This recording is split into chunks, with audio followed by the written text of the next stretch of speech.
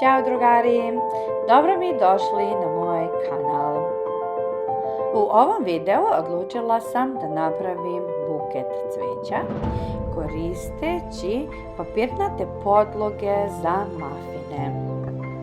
U prodavnici sam slučajno naletela na ove jako interesantne podloge za mafine koje su u stvari sa bojama duge i odmah sam dobila ideju da ja bi mogla da napravim lepe cvjetiće od toga. Pridružite mi se i ajmo ih napraviti zajedno. Uživajte u videu.